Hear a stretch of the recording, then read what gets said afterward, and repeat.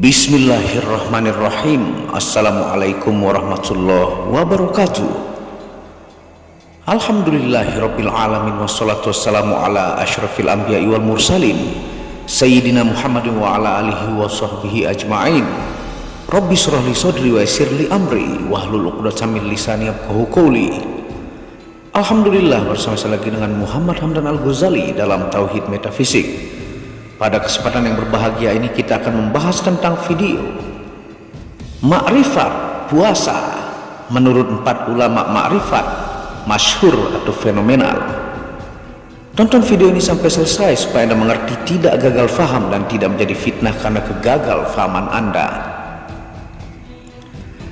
Sebagai seorang muslim dan mukmin, kita tentunya mengetahui bahwa dalam perputaran waktu terdapat waktu-waktu yang Allah berikan keistimewaan.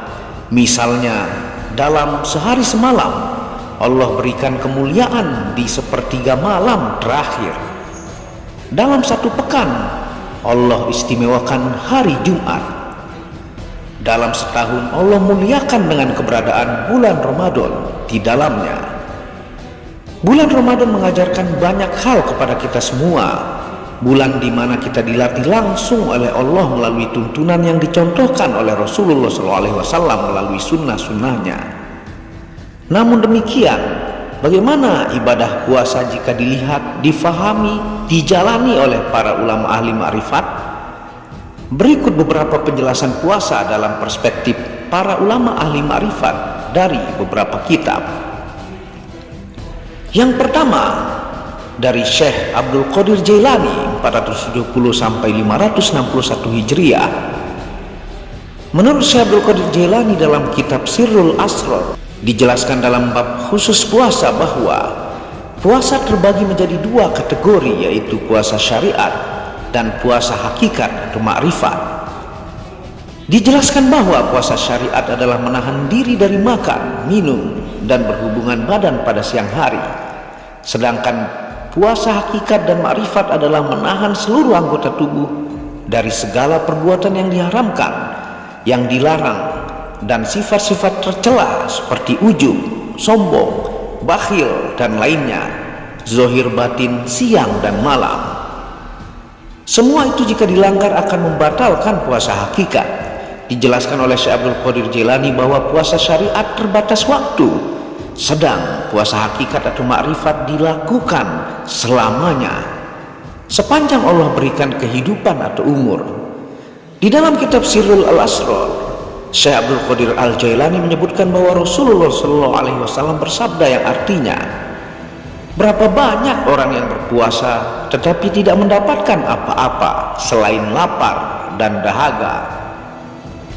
Ungkapan yang senada yang artinya banyak orang yang berpuasa tetapi batal puasanya, banyak orang yang tidak berpuasa tetapi hakikatnya berpuasa karena menjaga anggota tubuhnya dari perbuatan terlarang dan menyakiti orang lain dengan anggota tubuhnya.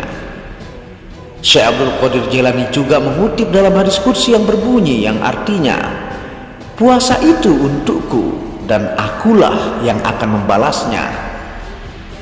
Dan hadis qudsi yang selanjutnya yang artinya ada 2 kebahagiaan bagi orang yang berpuasa.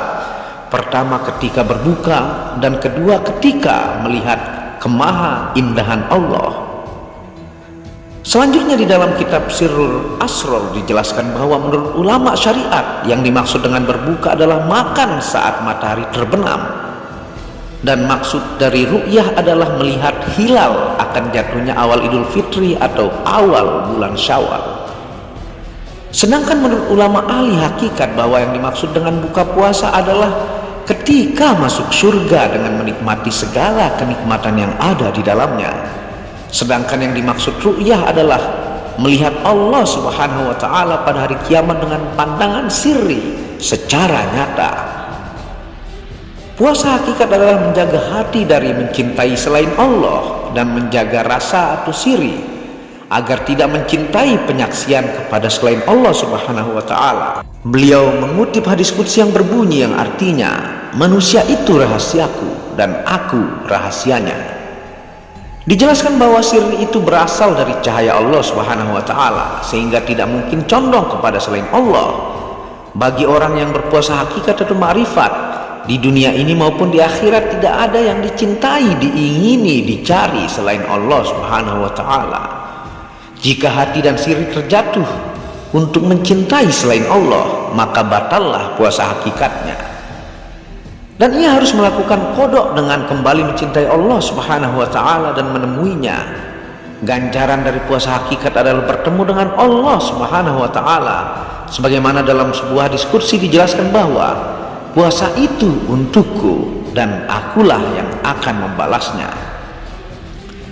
Yang kedua, ma'rifat puasa menurut Abu Hamid Muhammad bin Muhammad Al-Ghazali At-Tusi Asy-Syafi'i, yang dikenal dengan Imam Al-Ghazali 450 hingga 505 Hijriah. Dijelaskan oleh Al-Ghazali dalam kitab Ihya Ulumuddin dalam rahasia puasa, bahwasanya puasa merupakan seperempat iman, seperti yang disabdakan Nabi SAW. Puasa adalah setengah dari sabar. Beliau juga pernah bersabda, sabar adalah setengah dari iman. Selain itu, puasa memiliki keistimewaan di antara rukun-rukun Islam lainnya, disebabkan kekhususan penisbatannya kepada Allah Subhanahu wa ta'ala. Sebagaimana yang dijelaskan dalam sebuah diskusi yang artinya, setiap perbuatan baik memperoleh pahala 10 kali lipat sampai 700 kali, kecuali puasa. Ia adalah milikku dan akulah yang menentukan besar pahalanya. Dan melalui sabda Nabi SAW berikut, demi Allah yang diriku berada di tangannya, bau mulut seorang yang sedang berpuasa lebih harum di sisi Allah daripada harumnya minyak misik. Allah telah berfirman mengenai orang yang berpuasa, dia meninggalkan syahwatnya, makannya dan minumnya demi aku, maka puasa adalah milikku dan aku sendiri yang akan memberinya pahala. Selain itu, bagi seorang yang berpuasa dijanjikan kepadanya kegembiraan perjumpaan dengan Allah Subhanahu wa ta'ala sebagai pahala puasanya, sebagaimana dalam sabda Nabi SAW yang artinya, seorang yang berpuasa akan merasakan dua kegembiraan, sekali pada saat berbuka dan sekali lagi ketika berjumpa dengan Tuhannya kelak. Selanjutnya di dalam kitab Ihya Ulumuddin, Al-Ghazali menjelaskan bahwa tingkatan puasa terbagi menjadi 3 macam. Yang pertama, puasanya orang awam. Yang kedua, puasanya hamba yang khusus atau khawas. Dan yang ketiga, hamba yang spesial atau khawasul khawas. Dijelaskan bahwa puasa orang awam adalah puasa pada umumnya, yaitu menahan diri dari makan dan minum, serta mencegah dari berhubungan suami istri dari subuh hingga tiba maghrib. Inilah tingkatan puasa terendah menurut Al-Ghazali. Selanjutnya, tingkatan puasa hamba yang khusus yaitu khawas, puasa yang tidak sekedar menahan diri dari memenuhi keinginan perut serta berhubungan suami istri, akan tetapi juga menjaga pendengaran, penglihatan, lidah, tangan, kaki, dan semua anggota tubuh lainnya dari segala perbuatan maupun kemaksiatan. Dan yang terakhir adalah tingkatan tertinggi puasa bagi hamba-hamba yang spesial, yaitu khawas al-khawas, yaitu tingkatan puasa bagi para hamba yang telah mampu mengendalikan kolbu dari dorongan nafsu dan pikiran duniawi. Kolbu dan pikirannya hanya tertuju kepada Allah Subhanahu wa ta'ala, sedangkan pandangannya kepada dunia tidak lebih hanya sekedar tempat beramal soleh. Sebagai bekal dan persiapan bagi kehidupan di negeri akhirat yang lebih kekal, tingkatan puasa tertinggi semacam ini hanya dimiliki para rasul, nabi, siddiqin, dan muqarrabin. Mereka ikhlas mengorbankan seluruh jiwa, raga, serta harta hanya untuk mencari keridhaan Allah Subhanahu wa ta'ala.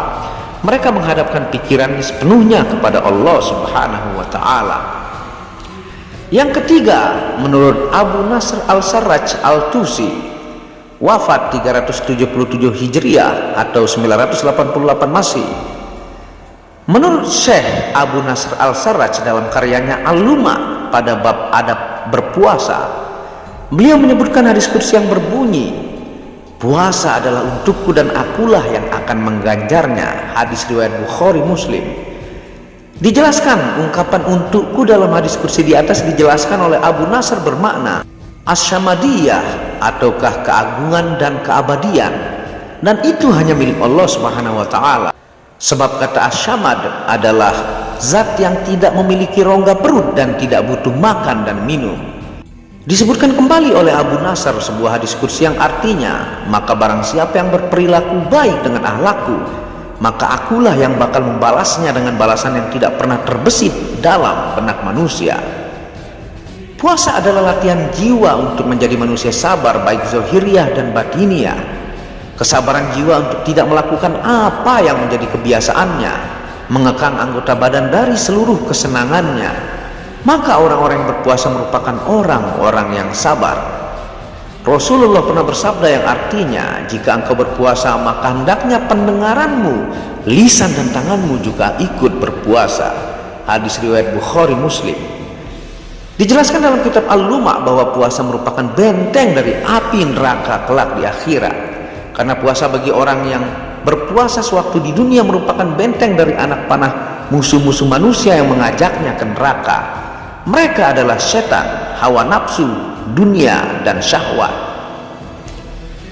Dan yang keempat, yang terakhir, ulama ma'rifat yaitu Ali bin Utsman bin Ali al-Ghaznawi al-Jullabi al-Hujwiri 465 hingga 469 Hijriah.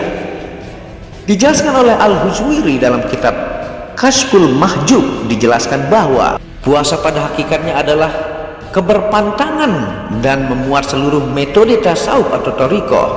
Derajat rendah puasa adalah lapar, dan derajat tertinggi puasa adalah merupakan makanan Tuhan di bumi.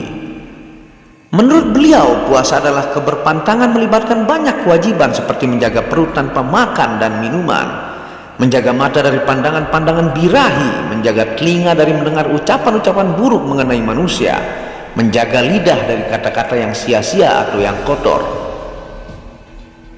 Diceritakan dalam mimpi Al-Hujwiri bahwa Rasulullah memberikan nasihat berharga kepadanya, yaitu tahanlah lidahmu dan indera-inderamu. Menahan indera-indera disebut juga dengan mujahadat atau perenungan tentang Tuhan yang sempurna, karena semua macam pengetahuan diperoleh melalui panca indera, yaitu penglihatan, pendengaran, pengecapan, penciuman, dan perabaan. Dikatakan bahwa segala sesuatu yang diketahui manusia melalui 5 pintu tersebut, kecuali pengetahuan intuitif dan ilham Tuhan. Dan pada masing-masing indera terdapat kesucian dan ketidaksucian, karena sebagaimana mereka terbuka bagi pengetahuan akal dan ruh, juga terbuka bagi imajinasi dan hawa nafsu yang berperan pada ketaatan dan dosa, serta kebahagiaan dan penderitaan. Karena itu perlunya puasa untuk memenjarakan panca indera tersebut agar mereka bisa berpaling dari ketidaktaatan kepada ketaatan. Al-Hujwiri mengungkapkan bahwa lapar mampu mempertajam kecerdasan dan meningkatkan pikiran dan kesehatan. Rasulullah SAW bersabda, buatlah perut-perutmu lapar dan hati-hatimu haus dan badan-badanmu telanjang. Mudah-mudahan hati kalian bisa melihat Allah di dunia ini.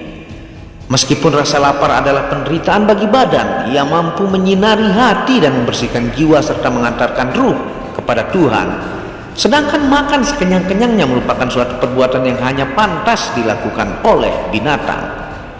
Orang yang membina alam rohaninya dengan lapar yang bertujuan melepaskan dirinya dari ikatan-ikatan dunia, maka derajatnya tidak akan sama dengan mereka yang membina badannya dengan cara makan sekenyang-kenyangnya serta menghamba pada hawa nafsunya.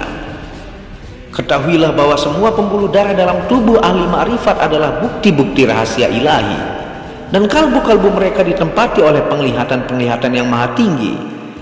Kalbu-kalbu mereka adalah pintu-pintu yang terbuka dalam dada mereka, dan pintu-pintu inilah berada akal dan hawa nafsu. Akal didukung oleh ruh dan hawa nafsu oleh jiwa rendah. Semakin indera-indera alamiah dimanjakan dengan makanan, maka bertambahlah kuat jiwa rendah, sehingga semakin kuat hawa nafsu menguasai anggota-anggota tubuh. Tetapi sebaliknya, bila mana makanan dicegah dari jiwa rendah, maka ia akan lemah dan akal akan mendapatkan kekuatan, dan misteri-misteri serta bukti-bukti ilahi menjadi lebih tampak. Hingga bila mana jiwa rendah tidak mampu bekerja dan hawa nafsunya akan lenyap, setiap keinginan akan sia-sia serta terhapus dalam manifestasi kebenaran. Al-Hujwiri menegaskan bahwa buah lapar adalah kontemplasi atau perenungan tentang Tuhan, atau istilahnya musyahadat. Sedangkan perintisnya adalah penundukan hawa nafsu atau mujahadat. Kenyang yang dipadu dengan musyahadat atau perenungan Tuhan lebih baik daripada lapar yang berpadu dengan mujahadat atau hawa nafsu.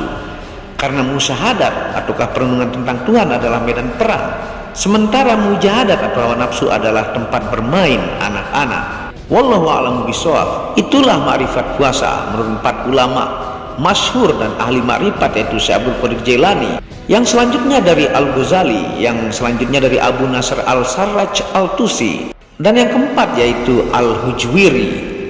Semoga video ini menambah wawasan ilmu khazanah Anda tentang ma'rifat puasa. Apabila ada salah kata itu murni dari kebodohan saya sendiri, apabila ada benarnya itu datangnya dari Allah. Wabillahi taufiq wal hidayah. Assalamualaikum warahmatullahi wabarakatuh.